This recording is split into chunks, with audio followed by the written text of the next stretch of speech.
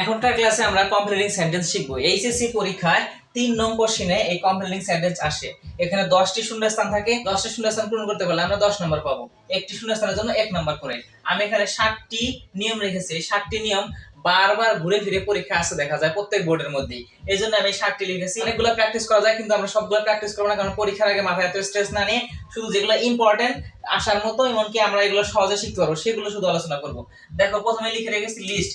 তুমি তোমার কোশ্চেন পাবা, কোশ্চেন পড়ে দেখবা, দেখার পর যেখানে দেখবা লিস্ট রয়েছে, যে বাক্যের মধ্যে লিস্ট রয়েছে সেই বাক্যের শূন্যস্থানের মধ্যে এখানে যে সাবজেক্টটা থাকবে ওই সাবজেক্টটাই তুমি লিস্টের পরে বসাবে। এরপর একটা শুট লিখবে, লিখে এই বাক্যটা পড়ে যে জিনিসটা তুমি বুঝতে পারবে ওই জিনিসের একটা বিপরীত জিনিসটা তুমি লিখে দিবে। যেমন ধরো এখানে বলছে হি রান ফাস্ট, সে দ্রুত দৌড়াচ্ছে। এখন দ্রুত কেন দৌড়াচ্ছে এটার কারণটা তুমি দেখো। এটা দ্রুত যদি সে না দৌড়ায় তাহলে কি কি ক্ষতি হতে পারে এগুলো জিনিস তুমি চিন্তা করো।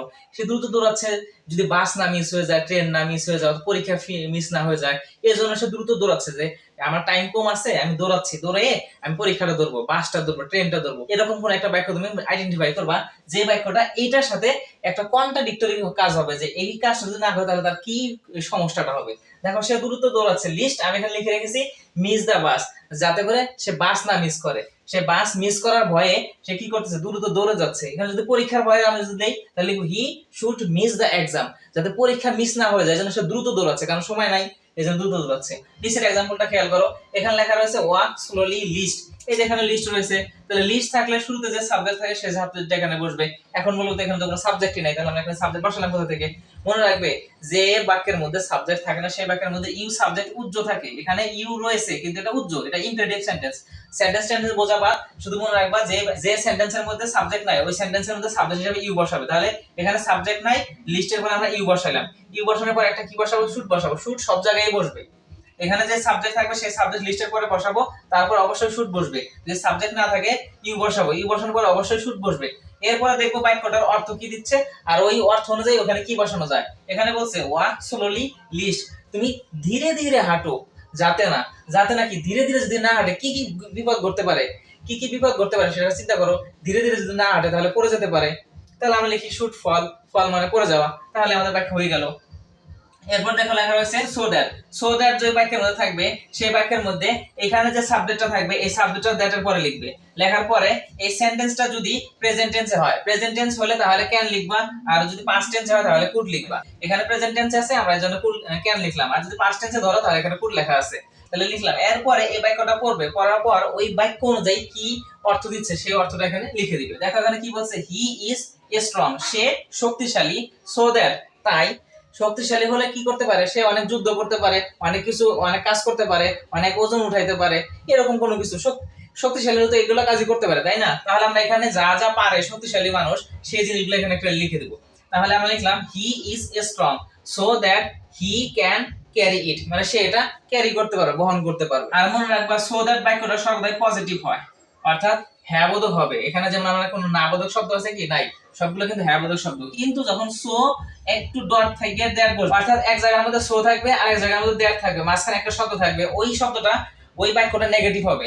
আমরা এখানেও যখন সো আর দ্যাট থাকবে, এই শুরুতে যে সাবজেক্টটা রয়েছে এই সাবজেক্টটা আমরা দ্যাটের পরে বসাবো। এরপরে যদি এখানে প্রেজেন্ট টেন্স হয় তাহলে ক্যান নট, আর যদি পাস্ট টেন্স হয় তাহলে কুড নট লিখবো। আর একটা জিনিস মনে রাখবে, ক্যান আর নট এর মাঝখানে কিন্তু কোনো স্পেস নাই, একদম কাছাকাছি লিখতে হবে। আর যখন কুড নট লিখবো তখন কিন্তু স্পেস দিয়ে লিখতে হবে। এরপরে আমরা এই বাক্যটার সাথে মিলিয়ে একটা শব্দ লিখে দিব। দেখো এখানে বলা হয়েছে he is so weak that, সে এতটাই দুর্বল যে, মানুষ দুর্বল হলে কি করতে পারে না? হাঁটতে পারে না, কাজ করতে পারে না, এগুলো তো পারে না। তাহলে আমরা এখানে লিখতে পারি হি ক্যান নট। হি লিখবো কোথা থেকে? এখানে যে সাবজেক্ট রয়েছে এই সাবজেক্টটা লিখবো, আর এখানে প্রেজেন্ট টেন্স আছে এই জন্য আমরা ক্যান নট লিখবো। লেখার পর আমরা ওয়ার্ক লিখে দিলাম, সেই এতটাই দুর্বল যে হাঁটতে পারে না। অথবা তুমি যদি লিখে দিতে পারো হি ক্যান নট ওয়ার্ক, কাজ করতে পারে না, তাও হবে। তোমার যেটা খুশি সেটা লিখতে পারবে, কিন্তু বাক্যের অর্থের সাথে মিল থাকতে হবে। এখন বাক্যের মধ্যে টু আর টু থাকবে, এই টুর পরে আমরা ভার্বের বেস ফর্ম বসিয়ে দিব বাক্যের অর্থ অনুযায়ী। দেখো এখানে লেখা রয়েছে he is too weak to, এই পর্যন্ত দেওয়া থাকবে, আমরা বাকিটুকু লিখবো। এখন দেখো সে এতই দুর্বল যে, দুর্বল হলে কি কি করতে পারে না? আমরা একটু আগে লিখলাম হাঁটতে পারে না, কথা বলতে পারে না, কাজ করতে পারে না, এগুলো যে কোনো কিছু লিখতে দেবো। তাহলে আমরা এখানে লিখে দিলাম he is too weak to work, সে হাঁটতে পারে না। এখানে যদি তুমি স্পিক লিখে দাও তাও হবে, আর যদি লিখে দাও যে ওয়ার্ক তাও হবে। এখানে যদি আমরা স্পিক লিখে দেই তাহলে হবে কথা বলতে পারে না, সে এত দুর্বল যে কথা বলতে পারে না। ওয়ার্ক তাহলে কাজ করতে পারে না, সে এত দুর্বল যে কাজ করতে পারে না। যা কিছু লিখে দেওয়া হবে, কিন্তু বাক্যের অর্থের সাথে মিল থাকতে হবে। অনেক সময় দেখা যায় যে এই তোমাদের এই শূন্যস্থানে সো দ্যাট, এই যে সো ডট ডট দ্যাট যে রয়েছে এটার মধ্যে দ্যাট নাও দেওয়া থাকতে পারে। তোমরা এখানে সো দেখে বুঝতে হবে যে এখানে দ্যাট বসাইতে হবে, তারপরে এই বাকি অংশটুকু পূরণ করতে হবে। আবার অনেক সময় এই টুর মধ্যেও এই টু না দেওয়া থাকতে পারে, টু দেখে তোমাকে বুঝতে হবে টুর পর একটা টু বসাতে হবে, পরে বাকিটুকু লিখতে হবে। আর যদি সোর পরে যদি দ্যাট দেওয়া থাকে তাহলে তো দেওয়া থাকলোই, তখন তুমি শুধু সাবজেক্ট লিখে এরপর ক্যান নট কুড নট লিখে বাকি অংশটুকু লিখবা। টুর পরে যদি টু না দেওয়া থাকে তাহলে টু লিখে তুমি ভার্ব লিখবা, আর যদি টু দেওয়া থাকে তাহলে শুধু ভার্ব লিখবা। এরপর দেখো লেখা রয়েছে ইট ইজ টাইম অথবা it is high time. It is time অথবা ইট ইজ হাই টাইমের পরে যদি সাবজেক্ট দেওয়া থাকে তো ভালো কথা, যদি সাবজেক্ট না দেওয়া থাকে তুমি সাবজেক্ট সহ লিখবা। সাবজেক্ট লিখে এখানে একটা ভার্বের ভি টু ফর্ম বসায় দিবা, যেমন it is high time we learned English, এখানে একটা সাবজেক্ট বসায় দাও, এরপর লার্নড ইংলিশ দিয়ে দিবা। আর 6 নম্বরে রয়েছে আই উইশ। যখন আই উইশ থাকবে মনে রাখবা এরপরে 100% আই ওয়ার লিখতে হবে। আই উইশ থাকলে আই ওয়ার লিখবা, লেখার পরে এই এ কিং অথবা যে কোনো একটা কাল্পনিক বিষয় লিখে দিবা, যে I wish I were a king, I were a queen, এরকম কোনো কিছু। এরপর দেখো সর্বশেষ 7 নম্বরে লেখা রয়েছে would you mind. Would you mind থাকলে তুমি having a cup of tea লিখে দিবা। এই উড ইউ মাইন্ড দেওয়া থাকবে, এরপর শূন্যস্থান থাকবে, তুমি having a cup of tea লিখে দিবা। নিচে দেখো একটা লিখে রাখছি উড ইউ লাইক টু থাকে, লাইক টু অর্থাৎ টুর পরে কিন্তু ভার্বের বেস ফর্ম হয়, তখন এটা একই জিনিস হবে, শুধু এই ভার্বের সাথে যে আগে মাইন্ডের পরে এই মাইন্ডের পরে যে ভার্বের সাথে আইএনজি হ্যাভিং করা হয়েছে এটা শুধু যদি টু থাকে তখন হ্যাভ লিখবো, ভার্বের সাথে আইএনজি করা যাবে না, আর বাকিটুকু একই থাকে। এখন মেইন কথা শোনো, এই বাক্যগুলো যে আমি তোমাদের শিখাইলাম কিভাবে কমপ্লিট করতে হবে, এগুলো কিন্তু ভ্যারি করবে। তোমরা কিন্তু এখন ইন্টার স্টুডেন্ট, 12 ক্লাস পাস করবে, এইচএসসি। এখন এই যে বাক্যগুলো আমি তোমাদেরকে কমপ্লিট করে শিখাইলাম এগুলো কিন্তু এক্স্যাক্টলি অ্যাজ ইট ইজ এরকম ভাবে নাও আসতে পারে। কিরকম ভাবে আসবে, তোমরা যেহেতু এইচএসসি তে পড়ো, তোমরা অনেক বড় হয়ে গেছো, এখন এই বাক্য তোমাদের দিয়ে দিল, দিয়ে দেওয়ার পরে এটা সামনে কিছু দিতে পারে অথবা পিছনে কিছু দিতে পারে, অথবা সামনে পিছনে উভয় বাক্য আরো যুক্ত করে দিতে পারে। যখন যুক্ত করে দিবে তোমাকে ওই বাক্য পড়তে হবে, পড়ার পরে তোমাকে বুঝতে হবে যে ওই বাক্যের অর্থ অনুযায়ী এখানে কি বসানো যায়।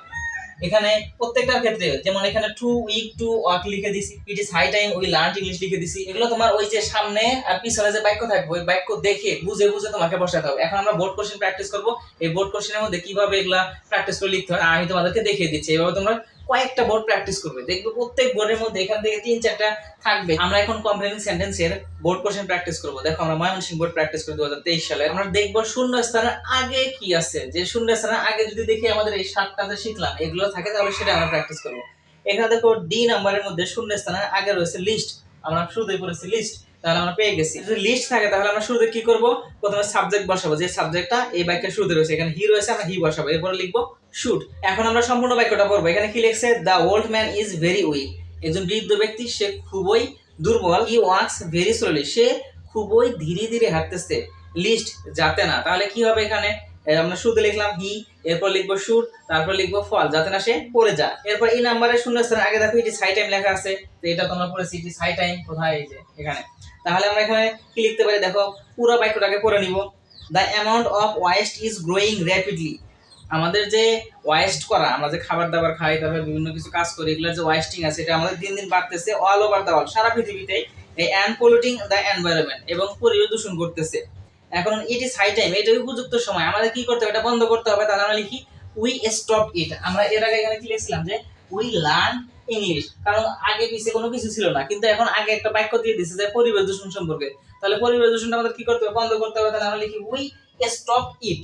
এরপর দেখো ওই এফ নাম্বারের শূন্যস্থান আগে রয়েছে আই উইশ আই, তাহলে আই উইশ আই থাকলে আই ওয়ার লিখবোই 100%। আমি তোমাদের বলছিলাম যদি আই উইশ থাকে তাহলে আই ওয়ার লিখতেই হবে। এরপর আমরা কি বসাবো, এটা আমরা বাক্য দেখে পড়ে সেই অনুযায়ী বসাবো। এখানে দেখো লেখা রয়েছে I would express my feeling in my point, যদি আমি আমার কথাগুলো কবিতার মাধ্যমে প্রকাশ করতে পারতাম। কবিতার মাধ্যমে নিজের কথা প্রকাশ করে কে, কবি, তাহলে এখানে আমরা কবি ইংরেজি লিখে দিব I wish I were a poet. এরপর দেখো এইচ নাম্বারের শূন্যস্থান আগে দ্যাট রয়েছে, দ্যাট রয়েছে মানে কি, আমরা এটা পড়েছিলাম, কোথায় পড়েছিলাম, এই যে সো দ্যাট। তাহলে বাক্যটা আমরা পড়ে দেখি কি বলছে, Kiran got a foreign scholarship, she was so happy that. আর দ্যাট এর পরে আমরা যে সাবজেক্টটা থাকবে সেই সাবজেক্টটা বসাবো। এরপরে যেহেতু দ্যাট আর যেহেতু সো আর দ্যাট একটু দূরে রয়েছে তাহলে নেগেটিভ, আর নেগেটিভ হলে নট যুক্ত হবে। যদি প্রেজেন্ট টেন্স হয় তাহলে ক্যান নট, আর যদি পাস্ট টেন্স হয় তাহলে কুড নট হবে। আমরা দ্যাট এর পরে বসাবো শি, এরপর লিখবো কুড নট। কেন কুড নট লিখবো, এখানে দেখো ওয়াজ লেখা রয়েছে, ওয়াজ থাকলে কুড নট হবে। এরপর আমরা যে শব্দ লিখবো যা ওই বাক্যের সাথে মিলে হবে। কিরান ফরেন স্কলারশিপ পাওয়ার কারণে সে এতটা হ্যাপি হয়েছে, সে এটা প্রকাশই করতে পারতেছে না। আমরা কি লিখতে পারি, শি কুড নট এক্সপ্রেস ইট। এরপর আই নাম্বারের শূন্যস্থান আগে দেখো লেখা রয়েছে টু, টু থাকলে কি বসবে, এই টুর সাথে টু বসবে। এখানে দেখো টু দেওয়া নেই, কিন্তু আমরা জানি টুর সাথে অবশ্যই টু বসবে। এখানে যে শূন্যস্থান রয়েছে শূন্যস্থানে শুরুতে আমরা টু লিখবো, এরপর একটা ভার্ব লিখবো। এখানে কি বলা রয়েছে, বাক্যটা পড়ি, ইট ওয়াজ মাই ফার্স্ট লেকচার, আমার প্রথম লেকচার ছিল। আই ওয়াজ টু নার্ভাস, আমি অনেক নার্ভাস ছিলাম, টু স্পিক কথা বলার সময় এই যে আজকে ক্লাসে আমরা 7টা নিয়ম শিখলাম আর এটার প্র্যাকটিস দেখলাম, বোর্ড কোশ্চেন সলভ করলাম। তুমি যদি এই 7টা জিনিস ভালো করে পড়ে যাও তাহলে তোমাদের যে বোর্ডের পরীক্ষা দাও না কেন ওই বোর্ডে দেখবা 3, 4, 5টা এরকম ভাবে পাবাই। আরো যদি বেশি পাও তাহলে তোমাদের জন্য তো আরো প্লাস পয়েন্ট। একদম ইজি যেগুলো আমি সেগুলো তোমাদেরকে শিখালাম।